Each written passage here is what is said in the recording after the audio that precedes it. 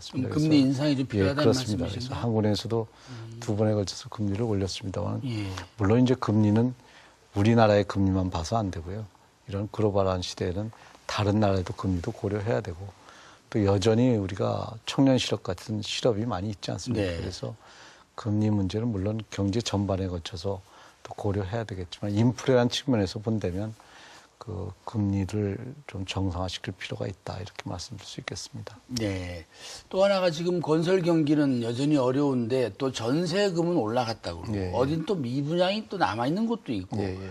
어딘 또 집값이 오르는 데도 있고 예, 말이죠. 이 문제는 어떻게 보고 계십니까? 이 전세 문제도 뭐 상당히 좀 어려운 점인데요.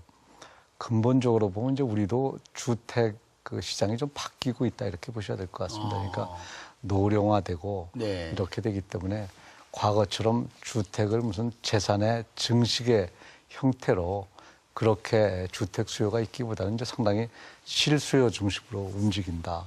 그렇게 우선 봐야 되겠고요. 근데 이제 그 주택을 사는 사람의 입장에서 보면 주택 가격이 자꾸 떨어질 기미가 있기 때문에 자꾸 매매를 미루는 것이죠. 네. 그래서 오히려 사는 것보다는 전세를 택하는 것이고요. 또 과거처럼 주택이라는 것이 무슨 그런 그 주택 가격이 올라서 거기에 따른 차익을 인플레에 대한 차익을 지금 기대할 형편이 안 되기 때문에 네. 그 역시 또 주택 부분에 대한 그 매매가 그만큼 자꾸 잘 이루어지지 않는 것이죠. 그리고 또 주택을 또 파는 사람의 입장에서 보면 자기가 예상했던 것만큼 지금 주택 가격이 많이 형성이 안 되기 때문에 또 기다려보는 것이죠. 그러니까 사는 사람 입장에서도 기다리고 또 파는 사람에서 기다리게 되니까 매매는 이루어지지 않고 자꾸 전세 시장으로 몰리게 되죠. 그리고 또 금리가 낮으니까 오히려 전세금을 통해서 하는 것보다는 월세라든지 예. 이런 걸 통해서 오히려 임대소득을 얻는 것이 더 유리하다고 생각하니까 자꾸 전세보다는 그런 쪽으로 자꾸 움직이게 되는 것이죠.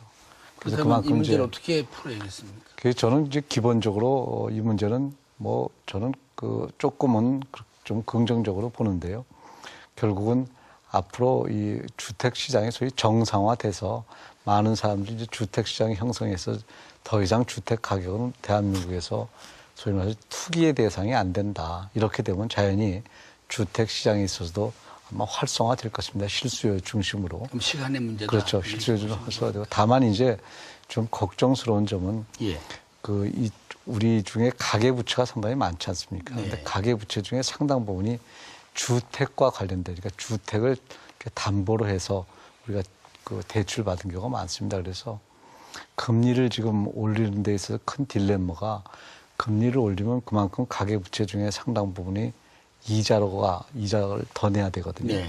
그래서 그런 어려운 점이 있습니다. 그래서 가계부채가 더 이상 증대되지 않도록 하고 또 가계부채 내용에 있어서도 가급적 고정금리화하는 그런 노력을 한편으로 하면서 주택시장도 활성화시켜 나가면 이 문제는 좀 해결되지 않을까 그렇게 보고 있습니다. 청년 실업 문제는 뭐 어제 오늘의 얘기가 아닙니다만은 지금 KDI도 주요 과제 중에 하나로 제가 알고 있습니다. 예, 예. 어떤 묘안이 있을까요? 예, 지금 뭐 사회자 말씀하신 대로 지난 2월 달에 우리나라 전체 실업률이 4%인데요. 예. 청년 실업률은 8.5%거든요. 그러니까 굉장히 높습니다. 그러니까 일반적으로 우리가 뭐 경제가 많이 회복돼서 이제 고용 사정도 많이 개선되는데 네. 여전히 청년 실업 문제는 남아 있거든요. 예. 이 청년 실업 문제는 우리만 겪는 게 아니고요. 예를 들어서 뭐 불란서 같은 데서는 뭐 한 25% 정도 되니까요. 굉장히 높습니다. 그 청년 실업률이요. 그러니까 거의 전 세계가 이제 고용 없는 성장을 하는 과정에서 지금 나타나고 있거든요. 그래서 이건 하나의 그러니까 경기를 진작시키는 것만으로도 해결할 수 없고 산업 구조의 측면, 아까 말씀드린 직업 교육의 문제, 여러 가지 좀 복합적인 전략이 필요하다 그렇게 보고 있습니다. 산업 구조와 관련해서 이제 주로 서비스 산업 쪽에서 기대들을 좀 해오곤 있습니다. 현실적으로 일자리가 거기서 많이 나오겠습니까? 예, 이제 저희가 서비스 산업 할 때는 이제 굉장히 광범위합니다. 여러분 네. 뭐 음식 숙박업부터 시작해서요, 국수집으로부터 시작해가지고 뭐 지금 사회자님처럼 뭐 교수직 이런 소위 말해서 교육 서비스 또 의료 서비스 뭐 법률 또 컨설턴트 여러 가지가 있거든요. 근데 지금 저희가 강조하는 서비스 산업은 그런 음식이라든지 뭐 숙박업 이런 게 아니고요. 바로 전문 서비스를 지향하는 것입니다. 그러니까 전문 서비스 분야가 아직도 우리나라가 상당히 부족하고 또 그런 수요도 많습니다. 또 음식 숙박업, 음식점 같은 경우도 이제 자꾸 소득 수준이 높아지니까요. 고급화되는 경향이 있거든요. 그래서 그런 쪽에 또 수요가 많이 생기고 있습니다. 그래서 지금 말씀드린 서비스는 어떻게 보면 저는 상당히 그런 여지가 상당히 많은데 다만 그것이 잘 발달되지 않은 것은 상당 부분 규제에 있다고 봅니다. 규제. 예. 여러분, 우리나라 같은 경우가 이 지금 변호사라든지 의사라든지 이런 것이 예. 대국민 수로 보면 상당히 적습니다. 저는 이게 어떤 측면에서 보면 그 이익단체의 어떻게 보면 그 규제라고 생각합니다. 그만큼 많이 수를 안 늘리는 것이죠. 그래서 물론 그렇게 수를 늘리게 되면 이제 질이 떨어진다는 비판도 있을 수 있지만 차라리 질이 떨어지는 것보다 아예 그런 서비스를 못 받는 경우가 훨씬 더 저는 더 안타까운 거기 때문에 그런 쪽에서 자꾸 그런 일자리를 만들 필요가 있다. 그렇게 되면 이제 앞서 말씀드린 대로 청년들도 정말 쓸만한 일자리에 해당되는 것이 많이 생겨나고 또 어떻게 보면 우리 경제의 생산성도 지금 제조업 같은 거면 여러분 뭐 삼성이라든지 무슨 또 현대 같은 조선업이라든지 우리 휴대폰 이런 거 세계에서 지금 1등 아닙니까? 네. 근데 서비스 분야가 굉장히 떨어져 있거든요. 네. 그래서 그런 의미에서 서비스 산업을 육성하는 것이 우리 경제 전체 성장을 높이는 데도 큰 기여를 한다 이렇게 말씀드릴 수 있겠습니다. 그러나 이를테면 이제 중도 이 퇴직자라든가 여성 또 미취업자, 고령자 또 취업 희망자 이런 분들은 또 다른 분야의 직업적인 그렇죠. 기회가 있어야 되지 않겠습니까? 그렇습니다. 이건 어떻게 보시죠? 그래서 이제 우리가 흔히 이제 노인 그러면 이제 65세를 노인 인구의 기준으로 하지 않습니까? 근데 사실 65세라는 이 기준은요, 한 1890년대 그 비스마르크 시대에 나오는 겁니다.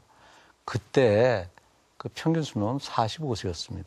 지금 뭐 원장님도 청년 같아요. 아닙니다.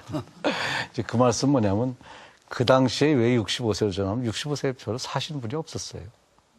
그러니까 65세가 되면 다 복지제도를 준다고 하면서 실제는 사는 사람이 없으니까. 빈말이군요. 예, 그러니까 어떻게 보면 재정의 부담도 없었던 거죠. 네. 근데 지금은 이제 어떻게 보면 뭐 소득이 우리 지금 평균 수명이 80 아닙니까? 그래서 그러면 이제 이것을 우리가 노인이라는 것을 복지의 형태로 이렇게 주기보다는 지금 말씀하신 대로 일자리를 마련해 주는데 좀 더 필요한 그러한 조치를 해야 된다고 저는 소위 봅니다. 생산적 복지. 그렇습니다. 예, 그렇습니다. 그러니까 일자리를 드림으로써 그분들의 복지를 어떻게 보면 복지 혜택을 유지해 주는 거죠. 단순하게 복지라는 것을 시혜적인 의미에서 주는 것이 아니라 그래서 이제 그런 쪽에 우리가 일자리를 찾아야 되겠죠. 예를 들면 뭐 지금 일본 같은 데만 하더라도 지금 사회자님도 아마 경험하셨겠지만 우리가 골프장